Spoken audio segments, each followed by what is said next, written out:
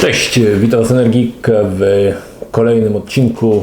Kiedyś to było, poczekajcie, ja muszę to wszystko przedstawiać, bo jakoś mam tu nie za dobrze. W kolejnym odcinku kiedyś to było, w którym zbieramy się już do końca przeglądania numerów Secret Service.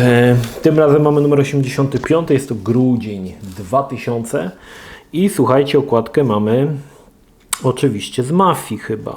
Tak, z Mafii. Zobaczmy, co tam ciekawego w tym 2000 roku, w grudniu się działo. Tam nie 2000 był dosyć intensywnym rokiem, ale to się dowiecie w swoim czasie. Dobra, zobaczmy, co my tu mamy. Nowe procesory AMD, 2 GHz, no proszę. Co my tu jeszcze mamy? Nowe karty graficzne, GeForce 2 GTS Pro, 64 MB pamięci. No. Co tu mamy z nowości? Baldur's Gate 2.pl i Undying Clive'a Barkera. To był nawet spoko Undying. Pamiętam, że grałem niedługo po premierze. To nawet taka fajny horror do zagrania. Może kiedyś do niego wrócę w sumie. Tu mamy jakieś nowe 3D-fixy. W sytuacji, gdy 3DFX boryka się z problemami finansowymi, dla Nvidia lepiej byłoby wykupić osłabionego konkurenta. No tak, wtedy już w zasadzie 3DFX nie mógł podjąć walki z GeForce'em. Nvidia już tam wtedy pozamiatało. Zawsze tak było. Wcześniej było tak, że gdzieś tam ta Riva to było jakby gdzieś tam w tle tego 3DFX, a potem przywalili pierwszym GeForce'em i już nie było co zbierać. Co my tutaj mamy jeszcze? Jakiś Star Place, to nie wiem. Icewind Dale, Heart of the Winter, to chyba jakiś dodatek do Icewind Dale'a. Gunlock. Patrzę jeszcze tutaj, tak przeglądam z tych ciekawostek sprzętowych. Czy coś się tutaj ciekawego wyklarowało. No i kolejna gra o Star Treku, Away Team. Ciekawe, czy to w ogóle kiedykolwiek wyszło. Nie przypominam sobie w ogóle tej gry. Ogólnie tak jak patrzę, przeglądaliśmy te wszystkie czasopisma, to tych gier ze Star Treka no jednak trochę wyszło. Może nie aż tyle jak ze Star Warsów, ale no powiem Wam, że raczej marka dosyć silna, jeżeli o to chodzi. No dobra, tutaj mamy jakiś Age of Sails i Horizon, Empire of Istaria. Też nie wiem, czy te gry w ogóle kiedykolwiek wyszły. Battle for Dune. Nie grałem już w Battle for Dune. Dune, ogólnie druga część Dune to był... Znaczy to jest trochę tak, że niektórzy uważają, że to był pierwszy RTS, niektórzy uważają, że Herzog 2 był pierwszym RTS-em. Ja się skłaniam ku temu, że takim w rozumieniu takim klasycznym RTS-ów to Dune 2 było pierwsze. No i potem słuchajcie, Battle for Dune miał być takim kolejną częścią, już przeniesioną oczywiście w 3D. I miało to jakiś tam swoich fanów ogólnie, ale wtedy już rynek RTS-ów po pierwsze był bardzo zdominowany przez Warcrafta, Starcrafta, Command & Conquer i masę innych gier, tam KKND, tam jeszcze było, co tam jeszcze było z takiego, no dużo tych RTS-ów wychodziło, także znaczy Dune się jakoś tam obronił, bo ludzie ogólnie markę lubili, a mnie to ogólnie ominęło, to Dune. Ale oczywiście, bo wcześniej było chyba Dune 2000 jeszcze, ale to też nie grałem chyba w Dune 2000.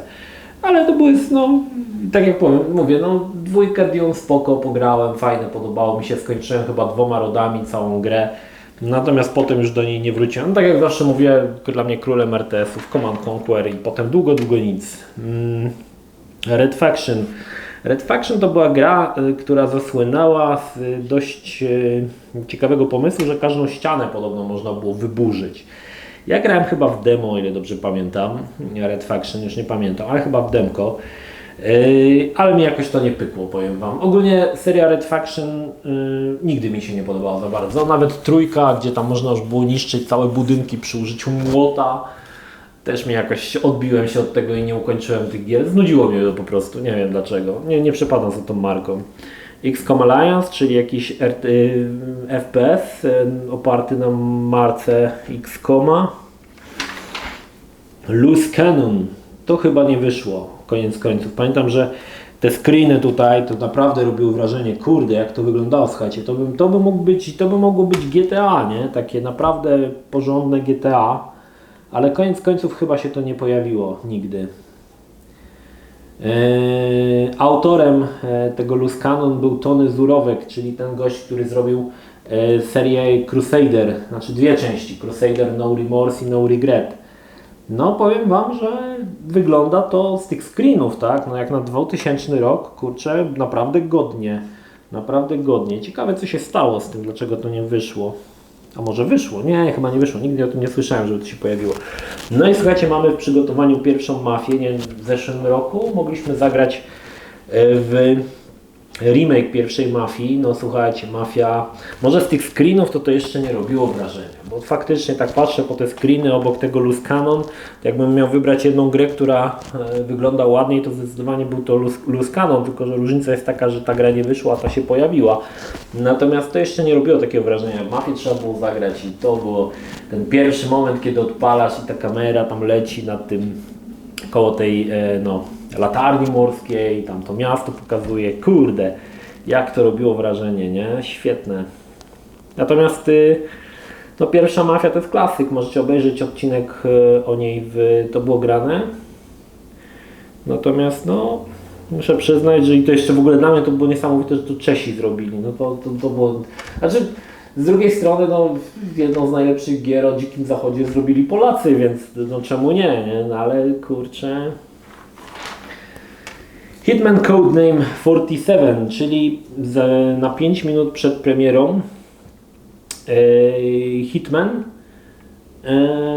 Ten pierwszy Hitman się bardzo brzydko zestarzał ogólnie i pamiętam, że odpaliłem go, gdy robiłem odcinek Pogadajmy i mówię, kurde, jak to źle wygląda ten Hitman, strasznie, ale gra była naprawdę mega fajna. Jedną z moich ulubionych misji to było to, gdzie się zasadzało ze snajperką na jakiegoś takiego typa, czy tam było jakieś spotkanie i trzeba było ze snajperki, można było ze snajperki ściągnąć jednego typa, jedna z moich ulubionych misji. Natomiast Hitman to fajnie zaczął, bo to była taka marka, która fajnie jakby przedstawiła bohatera i w zasadzie do dzisiaj jest kontynuowana i ma sporą rzeszę fanów, aczkolwiek ta ostatnia trylogia Hitmana mnie już się nie podoba. Jestem w mniejszości, ale na przykład Absolution mi się bardzo podobało z tego względu, że ta historia była jakby spójna. Tam jedno po drugim był jakiś ciąg przyczynowo-skutkowy. Natomiast te Hitmany, ta trylogia Hitmanów, gdzie mamy całkowitą dowolność i tam musimy zaliczyć jakieś wyzwania, to już mi się nie podoba mi się. Natomiast te pierwsze Hitmany, no ten pierwszy też jeszcze tam ta fabuła była tam jakoś taka w dwójce, że była bardziej zarysowana, ale to było, no, uważam, że Hitman Lux gierka. Chociaż zestarzała się brzydko. Jet Fighter 4 Fortress America. Nie mam zielonego pojęcia. O, emulacja. Ostatnia nadzieja posiadaczy PC. Zobaczcie, wtedy nawet o emulatorach mówili w czasopismach.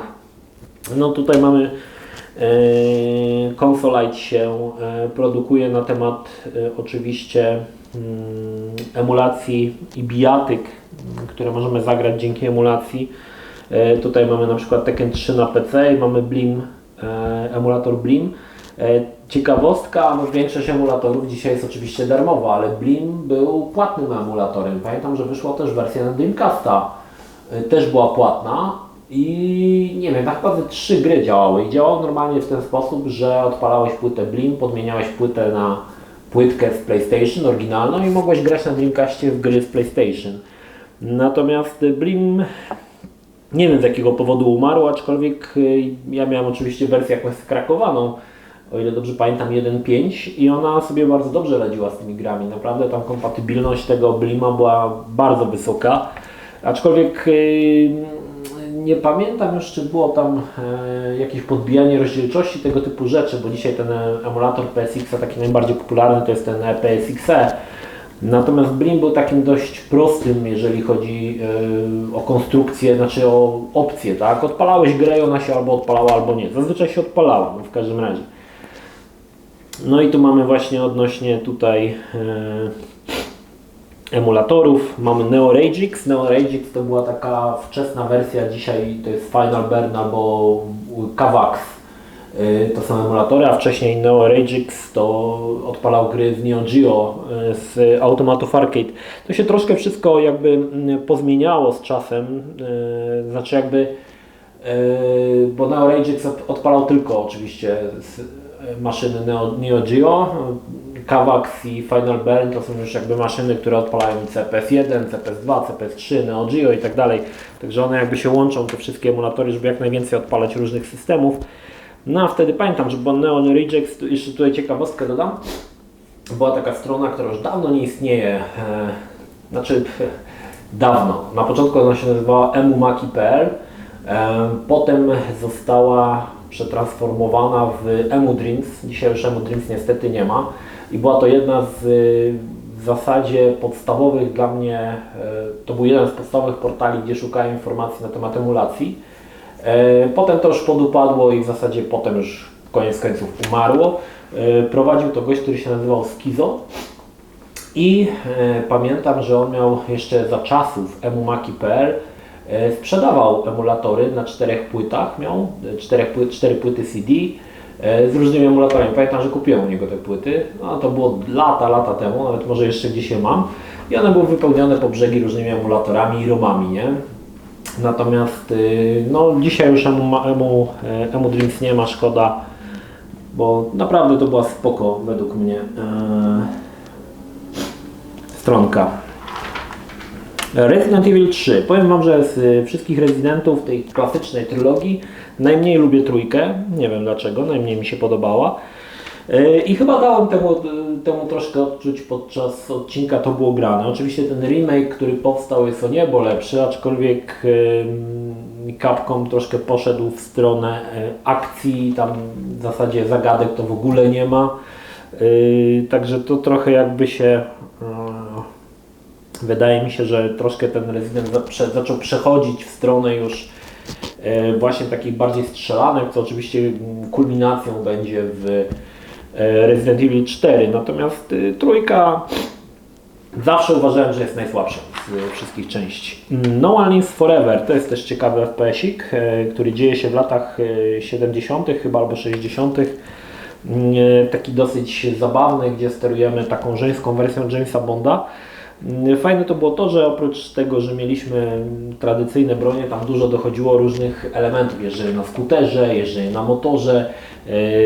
Ta dziewczyna, która się nazywała Kate Archer, o ile dobrze pamiętam, chyba Kate Archer, miała te różne wszystkie gadżety, które mogła wykorzystywać. Fajna gierka, muszę do niej kiedyś wrócić. Chociaż widzę, że ze screenów ona się już dosyć pewnie bardzo zestarzała i co ciekawe działało to na silniku Litechu, na którym działały chociażby Shogo Mobile Armor albo Blood 2. Natomiast tutaj fajnie się to sprawdzało, fajna ta gierka była ogólnie. In Cold Blood. Szczerze mówiąc, In Cold Blood nie grałem, także nic na ten temat nie jestem w stanie powiedzieć. Kolejny Star Trek, słuchajcie, Deep Space Nine, The Fallen, 9/10, czyli no to taki third person perspective, strzelanka jakaś pewnie z elementami przygodówki.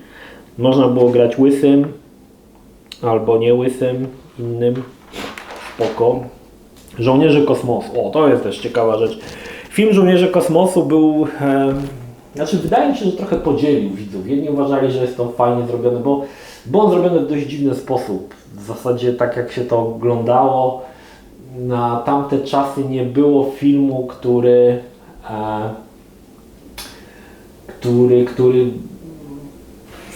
oprawa tego filmu była zupełnie jakby inna niż to, co się oglądało w Hollywood. Jednym mi się to podobało, innym nie. Akurat mi się to podobało, oglądałem kilka razy Żołnierzy Kosmosu i nawet te pierwsze były spoko. Potem zaczęli iść w stronę animacji CG, których powstały chyba ze 2 albo ze 3, ale to już nie było takie dobre. Ten film pierwszy, Żołnierze Kosmosu, był dosyć zabawny i uważam, że nie wiem, czy on się dzisiaj broni, bo musiałbym go jeszcze raz obejrzeć, ale jego sposób montażu, pokazania całej akcji był dość dziwny. Przypominało to bardziej taką jakby transmisję telewizyjną, ale to w mojej opinii wyglądało całkiem spoko i No to było, wydaje mi się, ok. Tak odróżniało się od innych takich w zalewie innych filmów science fiction, które powstawały w tamtym czasie. Natomiast w grę Żołnierzy Kosmosu nie grałem. Szczerze mówiąc, nigdy mnie to aż tak bardzo nie interesowało, żeby zagłębić tajniki uniwersum. Poza tym jednym filmem i chyba z 2 animacjami CG, które widziałem już, dałem sobie spokój Żołnierzom Kosmosu. No, dzisiaj marka chyba jest martwa ogólnie. Nie wiem, czy na podstawie jakiejś książki, czy czego to jest. Książki, słuchajcie. Książki z 1959 roku, słuchajcie, to jest. To nawet nie wiedziałem, że jest to na podstawie książki. No proszę. No cóż, 4x4 Evolution. O Chryste Panie, to są gry, których nigdy bym nie odpalił. Trochę wygląda jak Test Drive. Może to jest Test Drive. Jakieś takie jeździ się jeepami. Nieciekawe. Midnight Racing i Superbike 2001. Jakbym odpalił, to już bym zasnął. Stunt Pack Driver 2. Getting Dry. Co to jest? Jakiś gra Hot Wheelsów, słuchajcie. Niedawno, o ile dobrze pamiętam, 2 miesiące temu, miesiąc temu wyszła jakaś gra z Hot Wheelsami. Coś mi tam migło, natomiast nawet nie wiedziałem, że wcześniej coś wyszło takiego. Wygląda troszkę jak Micro Machines, nawet jest ręka, spoko, ręka gościa, który puszcza samochodzik. Są takie filmy w ogóle fajne na YouTubie, gdzie robią bardzo długie tory. To jest oczywiście lipa, bo te tory nie są takie długie, bo to jest po prostu sprytnie zmontowane. Ale robią tak, powiedzmy, że jest taki długi tory, puszczają Hot Wheelsa i on sobie jedzie. I tam fajnie jest to, bo wjeżdża w taki na przykład pod basen, w takiej tubie jedzie. Fajnie to wszystko wygląda i oczywiście to wszystko jest nagrywane taką malutką kamerką, że wszystko widzimy. Według mnie bardzo spoko film, bardzo spoko pomysł. No i wydaje mi się, że Hot Wheelsy nadal mają jakąś tam wierną rzeszę fanów. I spoko.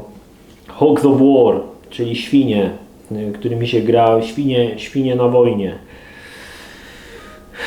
6/10. Widzę, że tu wydane jest to przez Infogrames, który chyba w którymś momencie bardzo zaczął podupadać, jeżeli chodzi o jakość produkcji, bo jeżeli wydał Hogs of War, to musiało już być źle.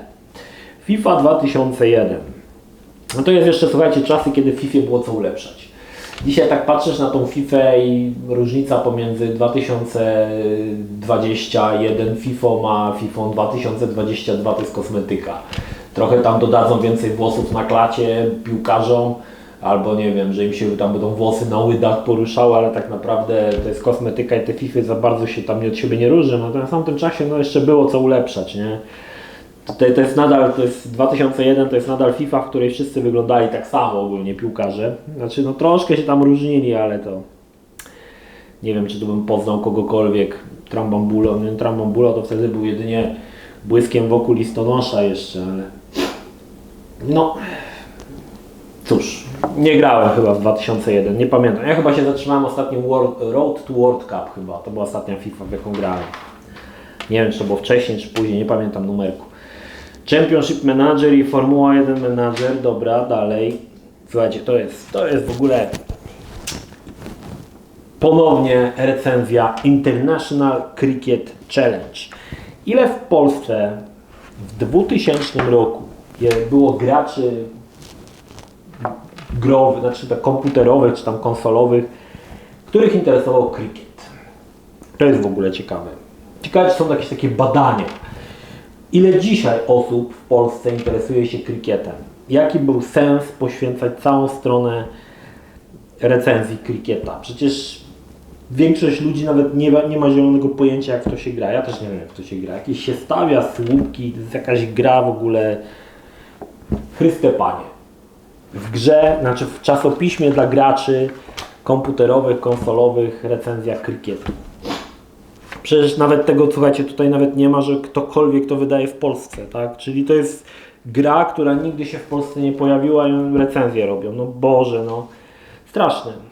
Jeszcze golf to rozumiem, bo tam w golfa, no to nawet ja sobie lubię pyknąć jakiś dobry golfik tam w Yakuzie, czy na przykład Hot Shot Golf na PSP, to nawet sobie tam lubię pyknąć, no ale w cricket, Jesus Christ.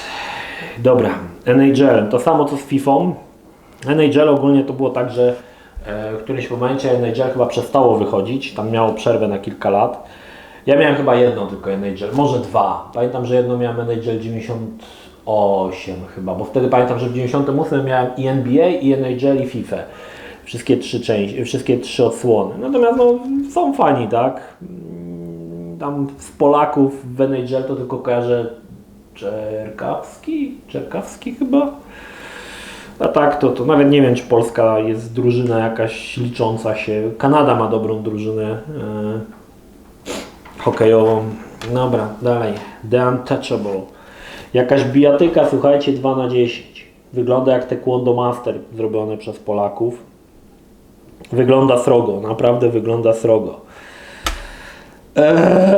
Może sobie kiedyś w to zagram. Ciekawe, czy to można gdziekolwiek dostać, to Untouchable. No to żenada, nie? To miało być jakby takim troszkę osłodą dla graczy PC-towych, którzy nie mogą zagrać w Tekkena i tutaj troszkę było chyba nawiązanie do Mortal Kombat, bo postacie są digitalizowane, ale ja już na screenach widzę, że to jest tak złe, że to jest po prostu, ja ciekaw jestem, jak to w ruchu wygląda. No a tu mamy jakiegoś Pac-Mana Adventures in Time, oczywiście w 3D. Pacific Warriors i Gift. No właśnie, Gift to już mówiłem. Gift, koncept arty tej gry zrobił Loisel, twórca komiksu Pelisa, również wydanego w Polsce. Koniec końców nie wiem, grałem chyba w demo tego Gifta, nie pamiętam już, a może i całą część przeszedłem, kurczę, nie pamiętam. Chyba miałem tego Gifta, ale nie wiem, czy ją ukończyłem. Chyba mnie to trochę tam zmęczyło. Cryo Interactive to stworzył. Wizard and Warriors. Tego nie znam. Konung Legend of the North. Nie mam zielonego pojęcia, co to są za tytuły. Rune. Gra o takim wojowniku, wikingu chyba. Bardzo dobra recenzja pojawiła się, bardzo taka w samych superlatywach, o ile dobrze pamiętam, CD Action. Akurat trafiło to na podatny grunt, bo z tego co pamiętam, autor piszący recenzję był psychofanem ogólnie tych klimatów skandynawskich i bardzo, bardzo pozytywnie. Ja nigdy nie grałem w to Run i szczerze mówiąc nie wiem nawet, to jakaś jest taka siekanina TPP, ale mnie jakoś tam to za bardzo nie interesowało, aczkolwiek recenzję pamiętam, że gościu tam się spuszczał nad tym dość konkretnie. Sacrifice. To coś słyszałem, bo to jest chyba Westwoodu Sacrifice, nie? A nie, Interplay. Nie grałem w to, szczerze mówiąc. Nie mam zielonego pojęcia co to, ale 9/10 ocena. Trochę wygląda mi graficznie, tak jak patrzę, trochę jak na Obywatel Kabuto. Nie wiem. Asterix i Obelix The Gallic War. Ogólnie byłem wielkim fanem gier o Asterixie swojego czasu. W te akurat nie grałem, ale grałem w jedną część, która się pojawiła chyba na PSP, na PlayStation pierwszym. Nie pamiętam tytułu, nawet miałem ruskiego tłoka tej gry, może nawet jeszcze go gdzieś mam, ale pamiętam, że nie było to fajne. Ogólnie z tych gier o Asterixie to chyba tylko ta Asterix XXL, 3 części, w trójkę nie grałem, więc nie wiem, ale 1 i 2 były bardzo spoko. No i ten Asterix arcade'owy, tak, ten bijatyka, taka typowa beat'em up, też bardzo spoko. Są jeszcze 2 części Asterixa na Mega Drive'ie, ale w nie grałem, musiałem zobaczyć jak to wygląda. No Asterix nie miał jakoś tak, nie można powiedzieć, żeby jakieś gry wybitnie dobre. No ten XXL był spoko, ale albo tutaj Asterix Obelix kontra Cezar na podstawie filmu, który uważam, że był dosyć kiepski. Ocena 5/10. Wiele osób lubi tego Asterixa. Ja uważam, że ten Asterix filmowy to gniot. Autentycznie uważam, że to jest gniot. Wszystkie części. Red Alert 2, no cóż, mamy tutaj Tanię, nareszcie, którą mogliśmy zobaczyć w pełnej okazałości. Powiem Wam tak, coś się niedobrego zaczęło dziać z marką Command & Conquer i wydaje mi się, że w Red Alert 2 były początki końca złego. Znaczy początki końca. I wydaje mi się, że seria troszkę poszła mnie tą stronę, którą powinna iść. Trochę tak za bardzo zaczęło to być udziwnione. W 2 chyba był już ten Yuri, nie? W dodatku chyba, czy nawet tu się pojawił. To już było jakieś takie od czapy według mnie, tak? I niestety uważam, że 3. część Red Alerta, to powiem Wam, odpaliłem tą 3. część. przeszedłem 2 misje i stwierdziłem, że ta gra jest tak wybitnie niefajna, że no nie dam rady, nie przeszedłem jej, nie skończyłem. Już zaczęło się źle dziać. Niektórzy mówią, że z marką Command Conquer zaczęło się źle dziać, kiedy Westwood został przejęty przez Electronic Arts i pewnie coś w tym jest, bo z tego co widzę Red Alert 2 już jest pod patronatem Electronic Arts. Pewnie tak, pewnie coś w tym jest. Skład lider nie znam i Combat Mission Beyond Overlord. Jakieś czołgi. Close Combat. Jej, to tych części Close Combat powiem wam, że trochę wyszło. Ja grałem chyba w jedną albo ze dwie, a tutaj proszę, kolejne części Close Combat. Real Mist. Nie wiem co to jest. To jest jakiś remake? Nie wiem co to jest. Baldur's Gate opis. Metal Gear Solid opis. Diablo 2 poradnik, dalej. Icewind Dale. Boże ile... O, Crimson Skies poradnik, proszę. Modem pod choinkę, słuchajcie. To jest ciekawostka też. Prędkości modemów 14 kilobitów. 14 kilobitów, nie wiem czy sobie to wyobrażacie. Tam jedna MP3 się ściągała chyba ze 3 minuty. Która zajmowała 3 mega, nie? Ale takie to były czasy. No nie, to mamy jeszcze... przepraszam, 56 kilobitów. 14 kilobitów to jest faks. 56 kilobitów to chyba najszybsze, jeżeli podłączałeś pod linię telefoniczną, to 56 kilobitów to był maks, co mogłeś wycisnąć na modemach, nie? Nagrywarki, słuchajcie. Ciekawe, czy jest tu nagrywarka, którą ja miałem. Nie ma. Z nagrywarkami ogólnie było tak, że zawsze najlepsze były Plextory. Nie wiem, czy to do dzisiaj jest tak uważane, że Plextory to była taka najwyższa półka. Mercedes wśród nagrywarek. Ale tanie, a dobre to na przykład były Tiki. Miałem Tika, na którym wypaliłem chyba z 1000 płyt i on działał, jak go sprzedawałem. Także no to było spoko. GPS-y jakieś. Przygody prosiaczka Kwika. Chryste Panie. Plecaki Secret Service'u, jakieś imprezy. Nadchodzi zima. Katar jakiś dostałem, nadchodzi zima. Archiwum Mix. Tajemnice CTF-u, czyli to Quake Arena. www News. Niektóre te strony, zobaczcie, to jest jak Allegro wyglądało. I ja pierdzielę, słuchajcie, musicie, nie wiem czy to widać na tym. Zobaczcie jak wyglądało Allegro na początku.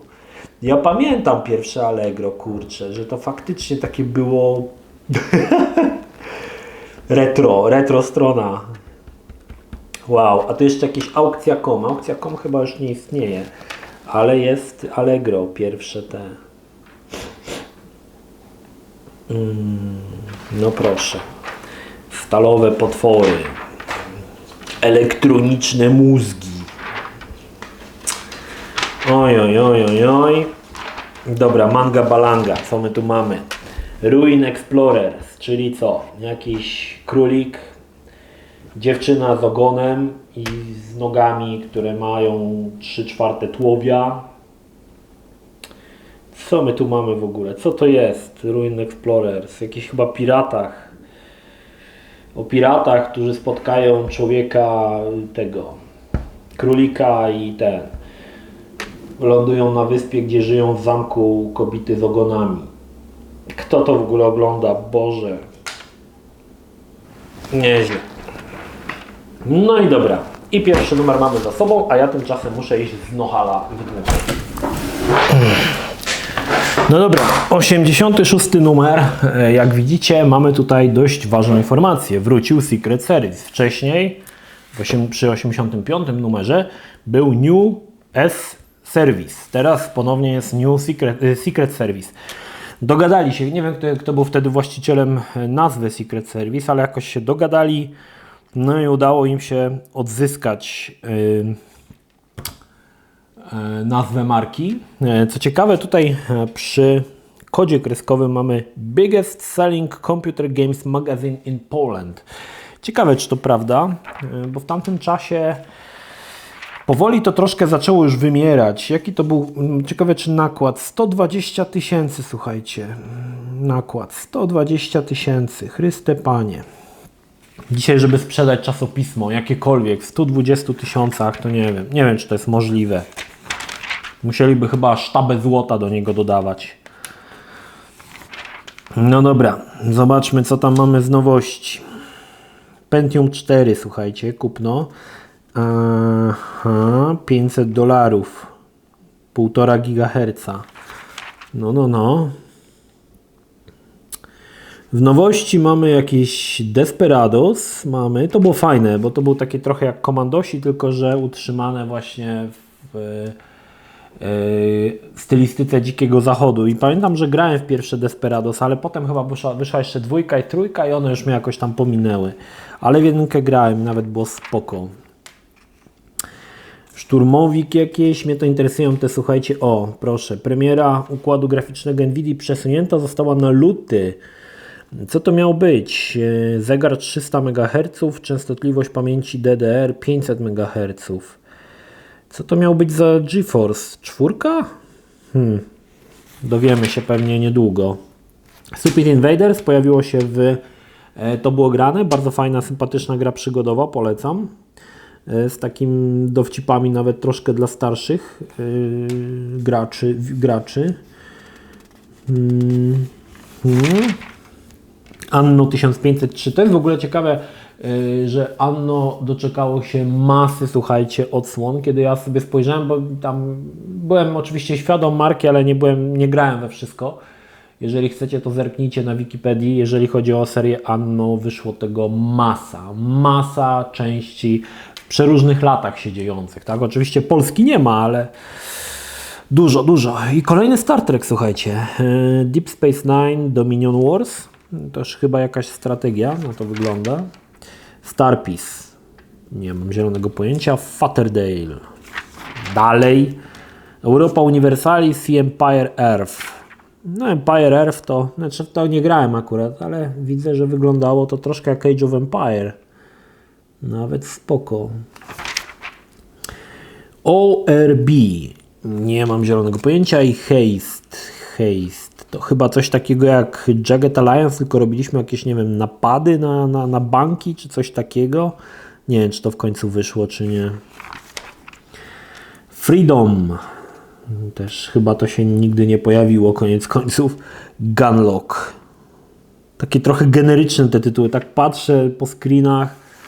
Takie trochę, Colin McRae, Rayleigh 2.0. Wielu z Was pewnie grało, między innymi ja też, Mariola też grała.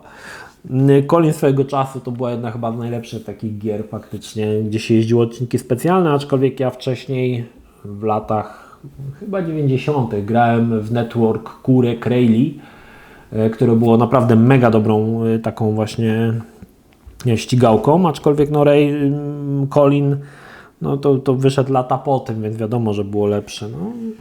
Colin do dzisiaj wychodzi, tylko dzisiaj pod nazwą Dirt chyba. Ostatnio chyba była wersja 4.0, dobrze pamiętam. Giant Citizen Kabuto. Macie również opis, w to było grane. Znaczy taką mini opowieść o tej grze. Wielu z Was zna, bo gra była potem dodawana do jakiejś gazetki za 3 dyszki. I wiele osób tą kopię właśnie ma. Chyba nawet było pudełko złożone na płasko, że mogę sobie to pudełko też zmontować i miałeś jakby big boxa, takie jakbyś kupił normalnie w sklepie. Coś takiego mi się kojarzy, ale bardzo fajna gierka. Bardzo miło mi się do niej wróciło. King's Arthur Knights. To nie wiem, co to jest, jakiś RPG? Coś takiego? Nie wiadomo. The Last Blade? To Last Blade to był duchowy spadkobierca Samurai Shodown. I w mojej opinii akurat The Last Blade było nawet lepszy niż Samurai Shodown. Czyli bijatyka z samurajami. Te bijatyki wszystkie od SNK były do siebie dość podobne. Tam się zmieniały co prawda postacie, ale one były oparte zazwyczaj na tych samych zasadach. Aczkolwiek Last Blade wydawał mi się o wiele, jeżeli chodzi na przykład o prawę, o wiele lepszy od Samurai Shodown. Akurat w Last Blade'a 2 grałem dosyć sporo. Oczywiście na emulatorze i to był Neo Regix wtedy, tak?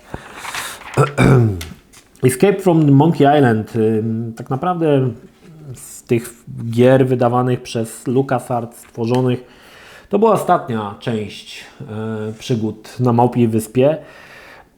Potem pojawiło się Tales from the Monkey Island, to chyba robiło Telltale Games, o ile dobrze pamiętam. Aczkolwiek, jak widzicie, po świetnym Curse of the Monkey Island, gdzie była rysowana grafika 2D, oczywiście, jeżeli wszystko przechodziło w 3D, to i Guybrush'a też trzeba było przenieść w przestrzeń 3D i to nie wyszło, w mojej opinii. Gra była brzydka, wyglądała o niebo gorzej od Curse of the Monkey Island, gdzie naprawdę ta grafika tam była świetnie zrobiona i to był w mojej opinii krok w tył. I wielu graczy, wydaje mi się, również uważało, że był to krok w tył i to był chyba koniec marki, jeżeli chodzi o Monkey Island, aczkolwiek ja pamiętam, że w nią grałem i grało mi się w to nieźle. Nie mogę powiedzieć, że mi się źle w to grało, ale jeżeli chodzi o oprawę, to cofnęła się ta gra o kilka długości. No zresztą tutaj, tak jak mówię, trzeba było porównać do poprzedniej wersji Curse of the Monkey Island, zobaczyć jak tam to zrobili, jak to wyglądało w ruchu i jak wyglądało potem Escape from the Monkey Island. Aczkolwiek gry się pojawią, bo chyba w to było grane, pojawiła się tylko pierwsza część Monkey Island i na pewno zrobię dwójkę Curse of the Monkey Island i na pewno zrobię też Escape from the Monkey Island, także te gry na pewno w serii się pojawią. Szkoda, naprawdę szkoda. No tu mamy na przykład z Curse of the Monkey Island, jak widzicie, taka ładna grafika komiksowa, rysowana, a tutaj postanowiono przenieść to dość kiepskiej jakości grafikę 3D, która no po prostu nie wyglądała. MechWarrior 4 Vengeance. Nadal, słuchajcie, MechWarrior wychodził. To jest ciekawe. Pierwszy raz z MechWarriorem się zetknąłem z drugą częścią i miałem rodzice mi kupili taki magazyn PC Gamer. Kupowaliśmy to tylko dlatego, że tam były płyty z demami, a wtedy gry na płytach były drogie i to była jedyna szansa, żeby sobie za jakąś grę pograć z płyty tam w te dema. I właśnie w tym PC Gamerze był cały poświęcony, słuchajcie, prawie pół PC Gamera było poświęcone MechWarriorowi 2. No, aczkolwiek mnie to nigdy jakoś specjalnie nie chwycił ten MechWarrior. Timeline. Ojej, nie wiem co to jest. Eidosu jakaś gierka. Jakaś przygodówka, tak? Nie grałem. Ogniem i mieczem. Polska strategia, chyba polski RTS-ik też mnie ominęło, szczerze mówiąc. Ogniem i mieczem nie grałem. Znaczy, powiem wam tak, no tak jak patrzę, to już widzę, dlaczego nie grałem, no bo to nie miało startu do Command & Conquer. Przede wszystkim nie działo się w czasach Command & Conquer i w ogóle nie były jednostki z Command & Conquer, dlatego w takie gry mnie zupełnie już przestało interesować. Zobaczcie, kolejny Star Trek. 2 numery Secret Service'u były aż 3 wspomniane gry o Star Treku. Naprawdę marka była silna. Klingon Academy tym razem. To chyba jakiś taka też strategia, gdzie się statkiem lata. Kurczę, naprawdę dużo. Druga część Blair Witch, tak jak mówiłem, wyszła trylogia. Tu mamy Coffin Rock. Coffin Rock było chyba o tyle ciekawe, że ono się działo w czasach wojny secesyjnej, ale dobrze pamiętam. Także to było, tak, w czasach wojny, już widzę po screenach. Także to było dosyć ciekawe, bo w czasach, w których się działa gra, to było interesujące. Ogólnie bardzo chętnie bym sobie zagrał w całą trylogię Blair Witch Project, aczkolwiek aktualnie ich nie mam w domu. Ale może kiedyś się do nich powróci, kurczę. No bo naprawdę spoko. Survival horrory, nie? Takie trochę. Cultures.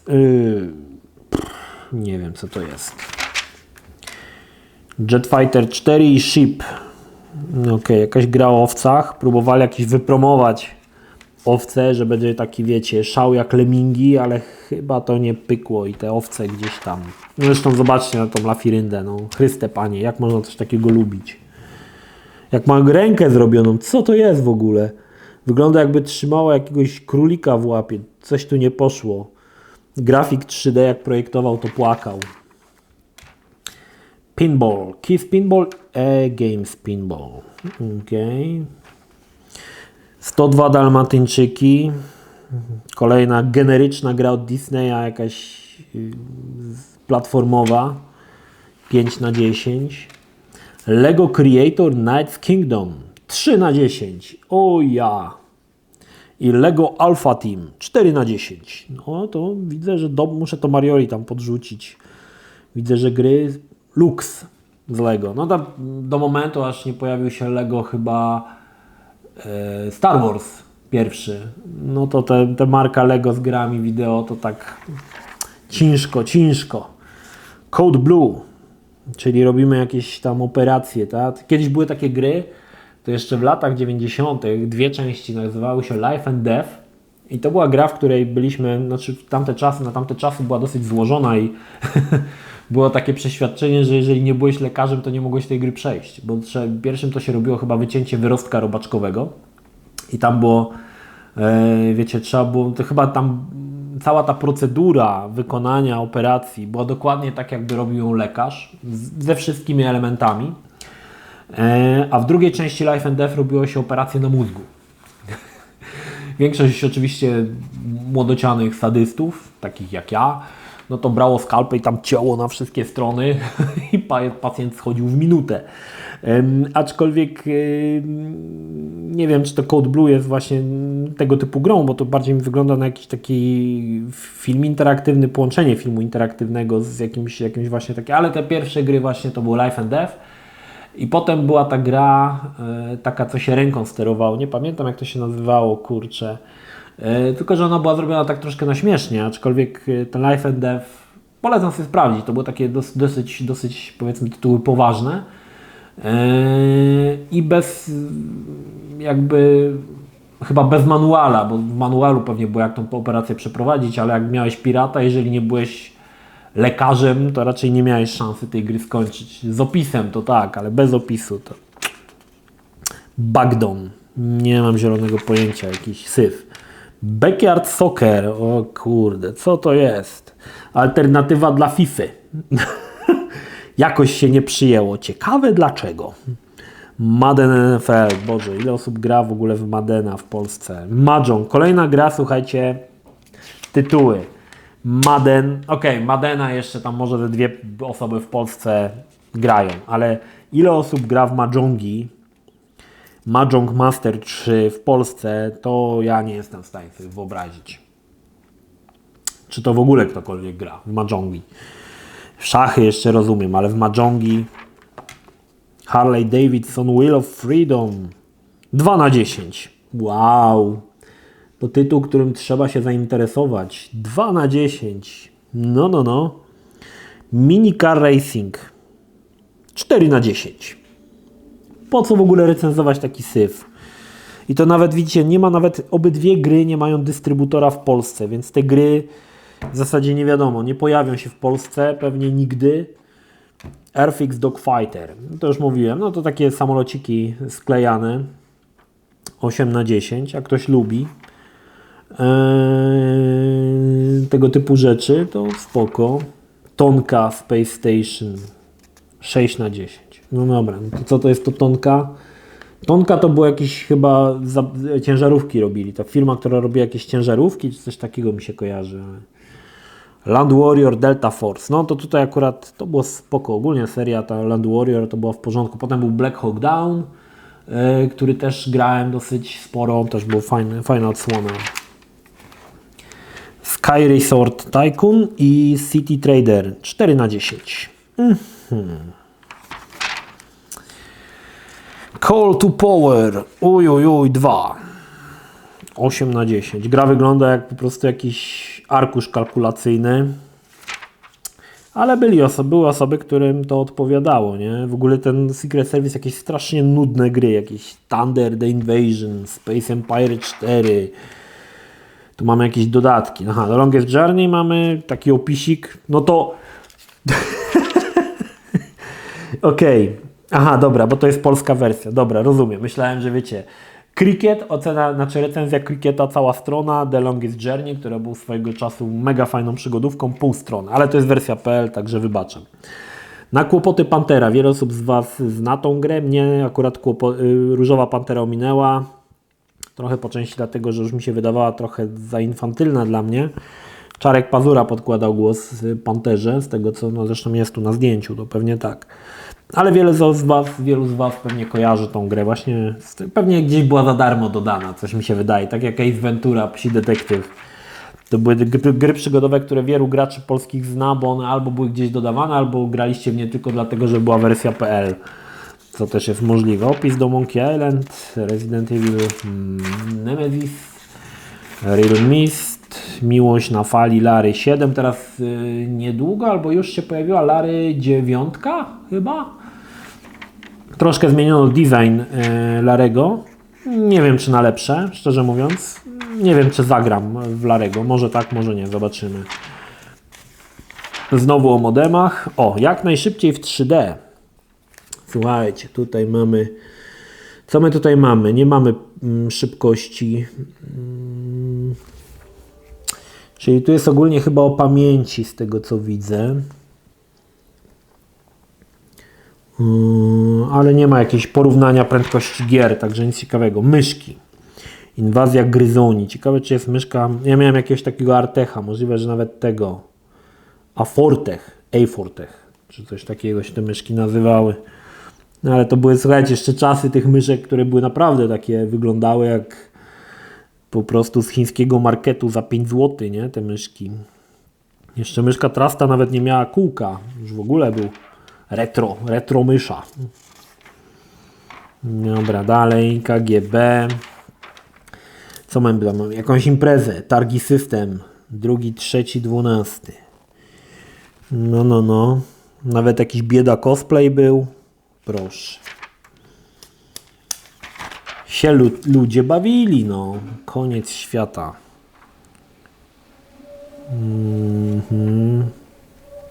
Dobra. Postaw samolot na narty. Okej. Powiem Wam, że te publicystyka w Secret Service to nie była najwyższych lotów. Przegrywali. O, Valhalla. Valhalla już nie ma, ale tam wygrałem mój telewizor LG. Rok wcześniej wygrałem mojemu koledze telewizor, też LG. I wtedy wygrałem LG i Blu-raya na Valhalla.pl. Jeszcze można gdzieś na archiwach znaleźć ten konkurs. Mówiłem kilka razy, to był konkurs, w którym trzeba było poznać z jakiej screen jest gry, z jakiej gry jest screen, tylko screen był niewielki element jakby tylko pokazany i trzeba było zgadnąć z jakiej to było gry. Byłem w tym bezkonkurencyjny, rozpykałem. Możecie, jak znajdziecie to możecie podesłać linka. Rozpykałem tam wszystkich i wygrałem i telewizor i Blu-raya LG-ka. Nawet potem rok później, bo dostałem tego LG-ka i potem rok później nawet LG jeszcze mi flachę wina wysłał, z tego co pamiętam. A rok wcześniej nie wiedziałem o tym konkursie i brał udział w tym konkursie mój kumpel taki, z którym się wymieniałem DivX-ami. I ja mu pomogłem wygrać ten telewizor też, a dokładnie na tych samych zasadach to działało. Ciekawe czasy. Co my tu mamy? Czerwona planeta, podniebni myśliwi, znowu elektroniczne mózgi. Dobra, pokażcie mi jaka jest Manga Balanga, to jest najciekawsze. Gino Cyber. Sama nazwa mówi mi, że będzie grubo. Jakiś, nie wiem, nawet ciężko mi powiedzieć, tak patrzę na te screeny i staram się wywnioskować, o czym ten film jest. Nie wiadomo. No więc chyba się nigdy nie dowiem. No dobra, i ostatni numer, 87, czyli luty 2001. Na okładce mamy Gunman Chronicles. To była taka gra, która działała na silniku Half-Life'a. Niektórzy mówili, że to była kolejna część Half-Life'a, ale to tak nie było. To działało na tym silniku co Half-Life, ale to tam z Half-Life'em nie miało wiele wspólnego. No i ogólnie było gorsze od Half-Life'a, no ale coś tam próbowano. Dobra, jedziemy z tematem. Na talerzu, aha, bo to była płyta CD dodana, tak? Dobra. Znowu mamy procesorki. Hellboy, Hellboy to był straszny syf. To była gra, która pojawiła się też na PlayStation i na PC-cie, ale to był taka hała. Koszmar. Może się kiedyś zagrajmy w krapa. Operation Flashpoint. Pierwsza część była super Flashpointa. Ciężka gra. Jeden strzał i od razu ginąłeś, ale pamiętam misję, kiedy tam było co uciekałeś przez las i gonił cię czołg. Myślałem, że przegryzę swoją tętnicę grając to. Ciężki temat. Steel Soldier, jakiś Jagged Alliance 3, The Mummy. Mumia wtedy to był dosyć taki dosyć spory hit, nie? Tam z tym Brendanem Fraserem. No bo taki dosyć hicior. Trochę taki jak Indiana Jones, nie? Eon, Face of Deception. Nie mam żadnego pojęcia. Desperados, no to już żeśmy o tym mówili. Magelord. Lineage, The Blood Pledge. Ok, Stronghold. Jakieś nudne te gry. Necronomicon. O, to się chyba nigdy nie pojawiło, bo nie grałem w to, ale na pewno bym chętnie zagrał w grę na podstawie. A może wyszło? Trzeba by zobaczyć. Ale mnie gdzieś ominęło ogólnie. Zagram sobie. To jest jakaś taka klasyczna przygodówka na podstawie Lovecrafta. Wygląda nawet spoko i powiem Wam, żebym sobie zagrał. Evil Islands, Divinity, The Sword of Lies, Koan, The Immortal Sovereigns, Pizza Connection 2 i Starmageddon. Ok. Crimson Order. Też nie wiem, co to są za gry w ogóle. Hired Team Trial. W ogóle to jak słabo wygląda. Jezu, to chyba na silniku Quake'a 3, ale w ogóle bez cieniowania. Jakoś taka bida. Arcanum. No to jest jakiś RPG, którego już nie grałem. Nie wiem, czy to Action RPG, czy coś. Już mnie to minęło. Real Bout Fatal Fury, The Newcomers i kolejna bijatyka od SNK. SNK jakby wypromowało kilka takich znanych marek.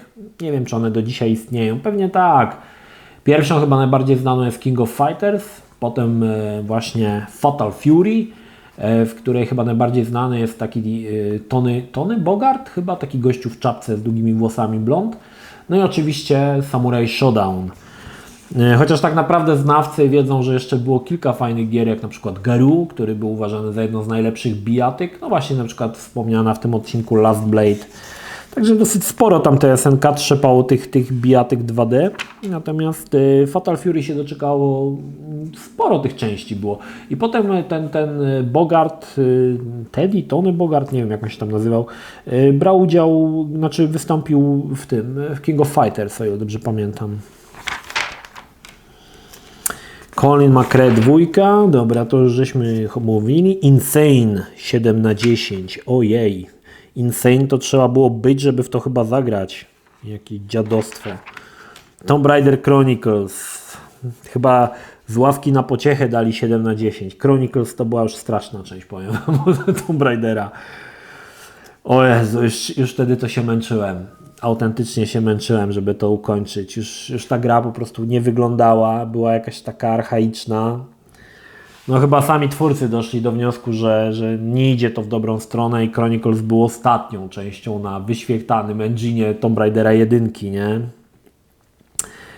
Straszna to była już gra, straszna. Znowu Obywatel Kabuto. Alice było świetnym tytułem. To była taka mroczna wersja Alicji w Krainie Czarów. Pamiętam, że ją kończyłem, miałem jakąś taką wersję okrojoną, bez filmików, chyba samego ripa, ale fajnie mi się w to grało, kurczę. No bym kiedyś nawet wrócił do tego Alice. Naprawdę spoko gierka. Chociaż dzisiaj już widzę tak mocno archaiczna i trochę tak pod kątem, czy to Cryo zrobiło? Nie, Electronic Arts. Pod kątem oprawy przypominało mi taką inną grę Dreams to Reality. Jakiś takim łysym gościem. Znaczy on był łysy, ale miał warkocz. Łysy, ale z warkoczem, nie? Może jeszcze do niej wrócę kiedyś, do tej Alice. Star Trek, zobaczcie, kolejny Star Trek. Empires at War Volume 2. Boże, ile tych gier o tym Star Treku wychodziło. Freedom, The First Resistance. Co to jakiś pociesznym grubaskiem się chodziło? Co to jest w ogóle? 5/10. Nigdy o tej grze nie słyszałem. Moho. Okej. Nawet powiem Wam, że Moho jest grą, której nawet ze screenów patrzysz na te screeny, nawet nie wiesz na co patrzysz. Nie wiem co na tych screenach jest. Nie wiem. Jakieś w ogóle mazepy, nie wiadomo co to jest. Pomazane, coś, nie wiem. Projekt IGI.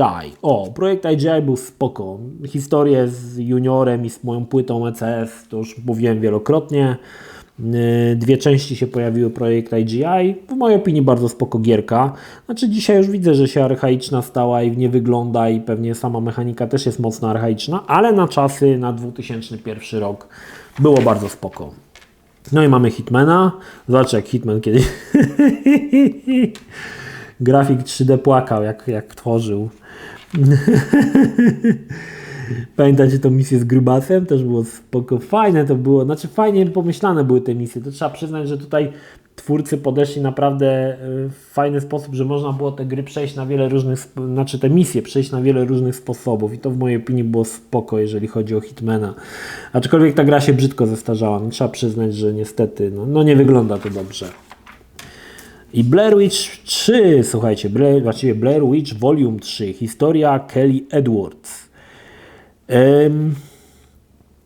Zastanawiam się, czy grałem w tą Kelly Edwards, czy nie. Wiem, że w którąś chyba część Blair... Nie pamiętam, bo te gry były tak do siebie podobne, że nie pamiętam. W jedną część chyba nie grałem, ale wygląda spoko też. Szczególnie ta marka Blair Witch Project po tym pierwszym filmie była dosyć mocna.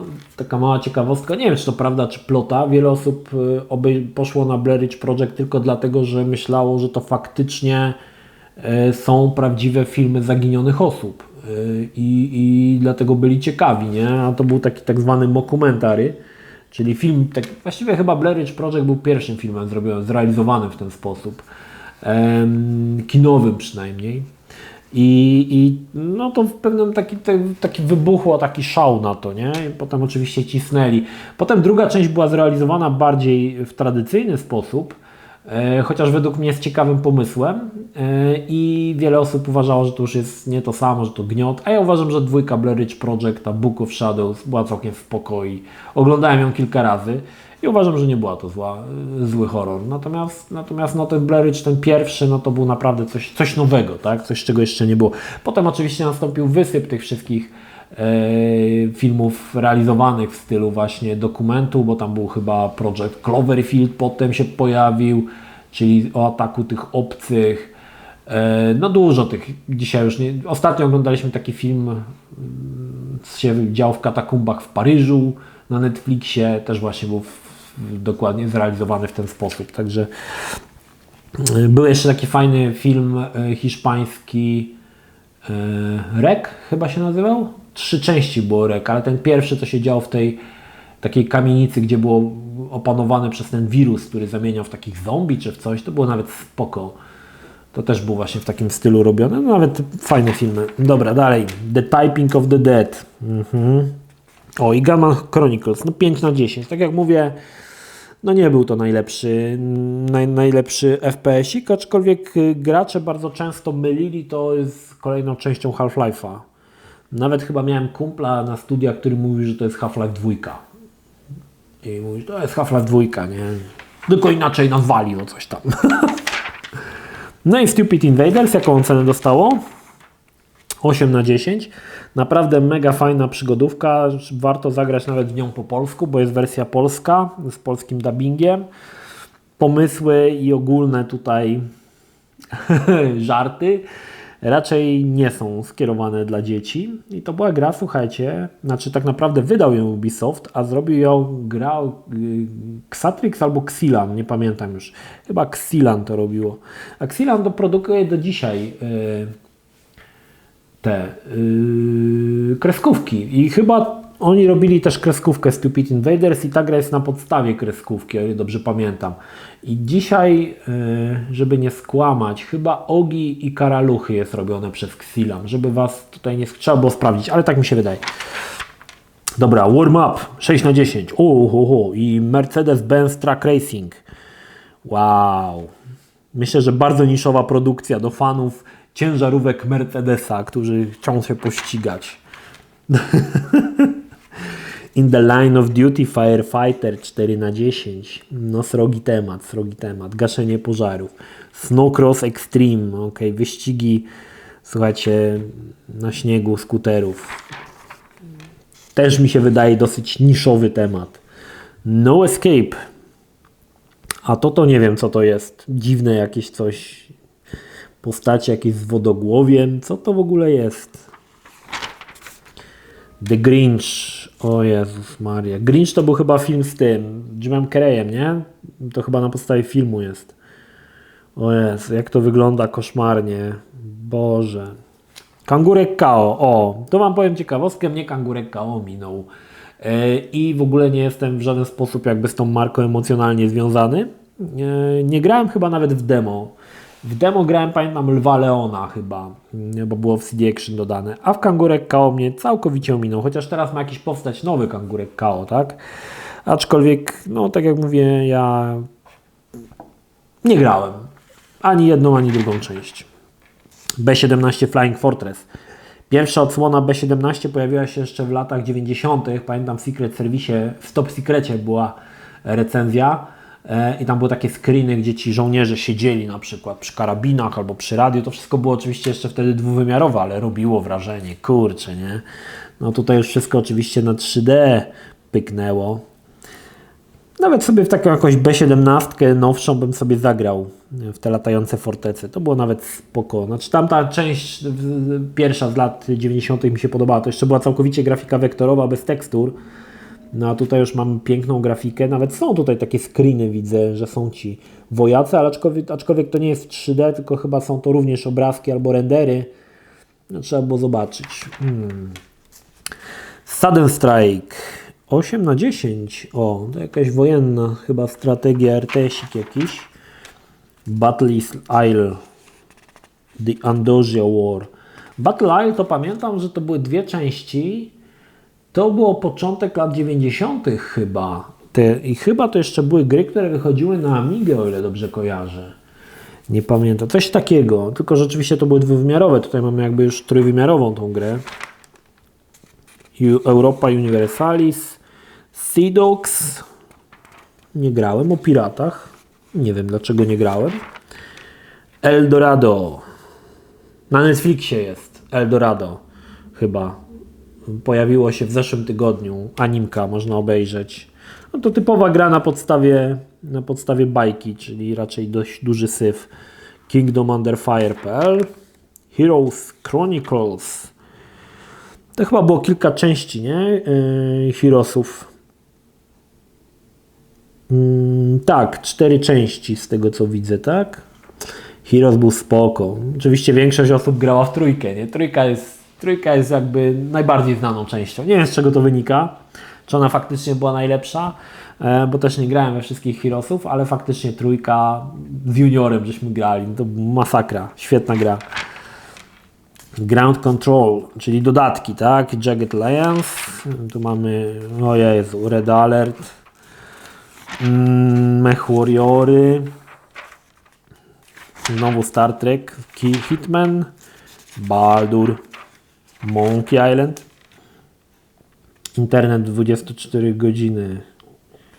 SDI. Ośmiorniczka i inni. Tu mamy różne te oferty. Ciekawe, czy to są sztywne łącza. Zobaczcie, przy prędkości 32 kilobitów na sekundę, 8 godzin dziennie, miesięczny koszt, przy 8 godzinach dziennie korzystania z internetu, miesięczny koszt to 349 zł netto. Natomiast przy prędkości 512 kilobitów, czyli pół megabita z nieograniczonym dostępem, koszt zamyka się sumą prawie 3200 zł netto. To nie są stare pieniądze, to już jest po denominacji. 3200 kosztowałoby Was wtedy internet bez limitów, czyli taki dostępny w każdej chwili z prędkością pół megabita. 3200. No pięknie. Ostatnio pojawiła się oferta dla klientów prywatnych. Gwarantowane łącze 64 kilobity na sekundę to koszt 449 zł instalacja plus 199 zł za abonament. I faktycznie ja miałem pierwszy internet, to była Toja 128 kilobitów i płaciłem za nią chyba 190 albo 180 zł. Autentycznie. No. Znaczy, to są chyba stałe łącza, wiecie? Te tutaj, no ale powiem wam, że ceny... Chryste Panie, kogo na to było stać? Jak mówimy tutaj o cenie 3200, a magazyn Secret Service kosztował 7 zł 90 groszy. To zobaczcie, jaki to był rozstrzał cenowy. Żeby jakoś bardziej wam to uzmysłowić, nie wiem czy... O, to może inaczej.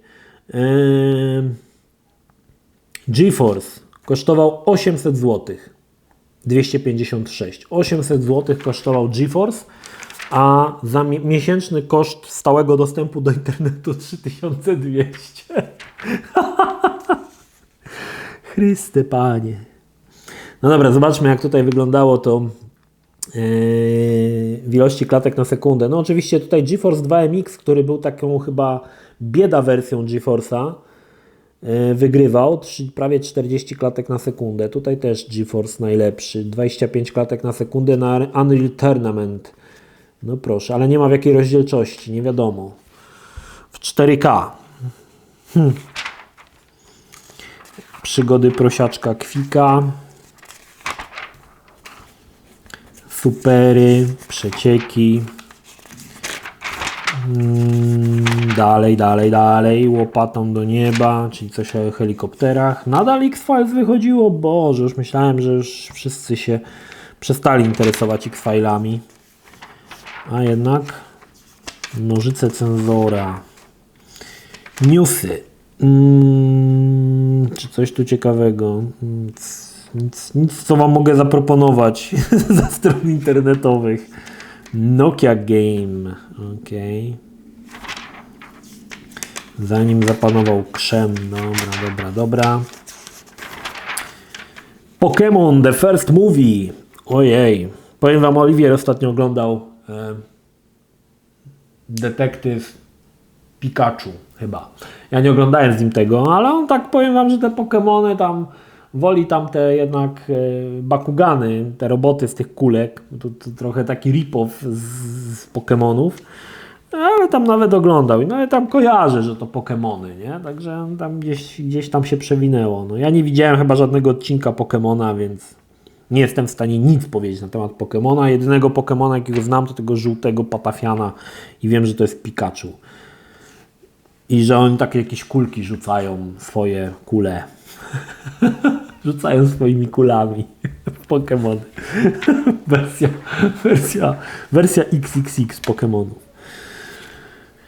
Ale słuchajcie, co tu mamy? Jeszcze jakieś niszczenie piratów. Zobaczcie, wow. Niszczenie piratów, aż zrobili tutaj. Policja rozpoczęła działania przeciwko piratom internetowym. W listopadzie 2000 roku policja weszła w posiadanie wartościowego źródła informacji na temat dużej grupy potencjalnych użytkowników nielegalnego oprogramowania.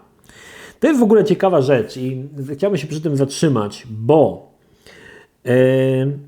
w tamtym czasie, nie pamiętam czy to był 2000 rok czy 2001, faktycznie krążyły takie historie, bo wtedy piractwo zeszło do podziemia i krążyły takie historie, że zawsze kolegi, policja weszła do domu i skonfiskowała komputer. Stąd też było hasło HWDP, które było chowaj Windows do piwnicy. I lata później rozmawiałem z kimś, szczerze mówiąc nie pamiętam kto, pracował przy tej całej akcji. Się okazało, że to była plotki. To były specjalnie plotki rozsiewane, żeby ludzie się bali. I faktycznie to odniosło skutek, bo to była taka jakby ogólnopolska szajba wśród piratów, w których w zasadzie wszyscy piracili, że ci wejdą do domu, policja ci wejdzie do domu i ci zabierze komputer, bo grasz na piratach, nie? Nieważne, czy to było ogólnie ci bardziej tam ogarnięte osoby, no to wiedziały, że to jest lipa, że to tak nie może ci policja wejść i zabrać ci po prostu komputera, bo ma podejrzenia, że używasz piratów. Natomiast wtedy cała ta akcja przyniosła skutek i ludzie, ja też się bałem, powiem wam, faktycznie się bałem. Pamiętam, że były takie sytuacje, że miałem kumpli, którzy mieli w komputerach kupowali kieszenie do dysków, takie na rączkę, po to, że jakby policja wyszła, że ten dysk wyjąć i schować. I to są autentyczne historie, nie? Że ludzie faktycznie mieli taką szajbę, taką schizę. I zawsze było tak, że nigdy ta policja, która weszła do domu i tam skonfiskowała komputer, nigdy to nie było tobie, tylko to było koledze albo koledze kolegi. Nie? I zawsze to była gdzieś tak, żeby do tej osoby nigdy nie dotrzeć. Nie? Ciekawa sprawa, kurde. No. Ale tak było, kurczę. I tu widzę piraciki jakieś, leżą sobie. Policja z broni strzelała do pirackich płyt. Tra-ta-ta-ta-ta, gincie pirackie płyty. Pewnie tam sporo tych płyt zostało, więc jak się policja rozeszła, to szabrownicy brali co smaczniejsze kąski. Sam bym brał. Boże, to były czasy, nie? No dobra, na tym się zatrzymamy. 87 numer. Zapewne w komentarzach będzie mojemu koledze weszli policjanci i zabrali. No to właśnie o tym mówię, nie? Że to była taka właśnie plotka rozsiewana. Nigdy tobie, zawsze koledze, dalszemu koledze, którego albo koledze kolegi. Także nie piszcie mi teraz, że mójmu koledze weszli, bo to nie jest prawda. Wiem, że te plotki były rozsiewane i to wiele osób w to wierzyło i ja też to wierzyłem, także tak to wtedy wyglądało. Aczkolwiek byłem świadkiem prawdziwej akcji policji, kiedy pracowałem w szkole, w studium policjalnym i faktycznie policja weszła i widziałem, jak to się odbywa z pierwszej ręki, więc wiem, że te wszystkie historie z początku wieku XXI to były wyssane z palca, także nie macie tutaj ze mną o czym dyskutować, jeżeli o to chodzi, o tą kwestię. Dobra, zbliżamy się do końca Secret Service'u. Czy chcecie dalej, żebym to ciągnął, czy już się dzisiaj na tym, czy w ogóle zatrzymamy, czy chcecie, żeby dociągnąć te Secret Service'y do końca? Niewiele zostało tych numerów, myślę, że jeszcze 3, góra 4 odcinki i będzie koniec. No, to tyle. Pozdrawiam Was, Energik, trzymajcie się, do następnego. Cześć.